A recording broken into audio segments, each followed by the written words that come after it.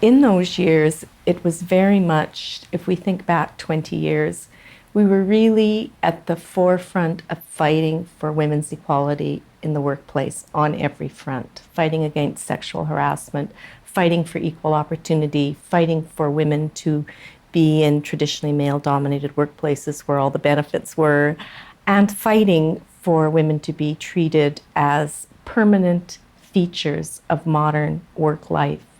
And to that point, really, women had been treated in a fashion where I think one of the cases says they were like transients in the workplace, and they would be accorded a position and paid and so on until such time as they got pregnant. And then it was a question, would they be kept on? Would they not be kept on?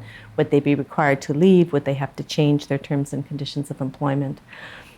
So it was a very important case from that perspective because, of course, women were seeking full equality in the workplace. At the same time, women have the procreative imperative. They bear the burden and the benefits and the blessings of child bearing for the entirety of society, and it seemed only right and fair that there be accommodation for the needs of childbearing and no economic detriment to be borne by women as a result of that procreative role which women have. So it was a time, it was a convergence of many different issues for women in the workplace, but perhaps the most important of the issues that women faced.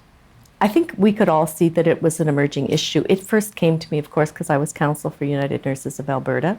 Susan Parcells was a member of the union, and United Nurses wanted to get on board and fight for this very issue, which was the treatment of women and women who are unable to work during some or all of their period of maternity.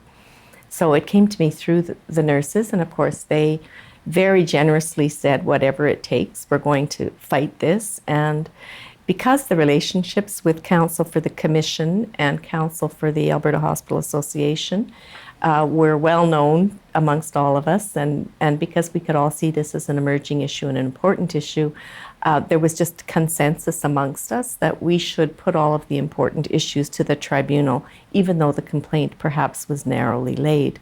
Because if it wasn't going to be this case, it was going to be other cases. And so judicial or hearing economy and efficient use of the resources would dictate that we would try to deal with it as comprehensively as we could. It just was, like I said earlier, a wonderful convergence of many different things at a moment in time. And we had a wonderful complainant, an articulate complainant, a feisty complainant who wanted to assert her rights.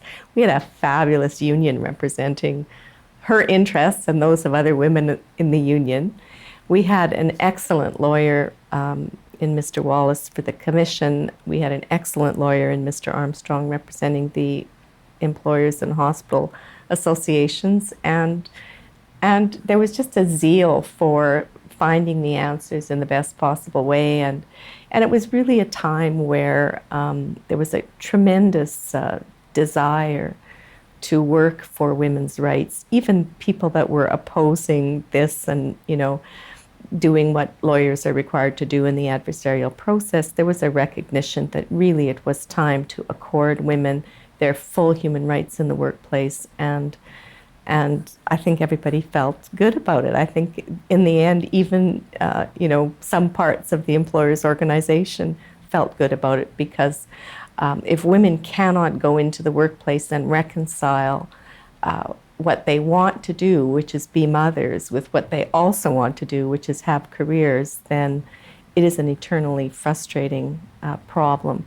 And I will just add that to this day, I think the single most often asked question to me in my current job from young women is, how do you manage having a career and having children? And I think financial support is crucial to that, as well as the seamless transition through maternity and return to work, the fact that your job is guaranteed, the fact that you take minimal economic loss, the fact that if you choose to, you return to exactly the same job, same terms and conditions of employment, and hopefully the economic impact upon you has been minimized and borne as it should be by our larger society, which of course is grateful that women, that women carry out this role on behalf of society as well as themselves, their families, and their communities.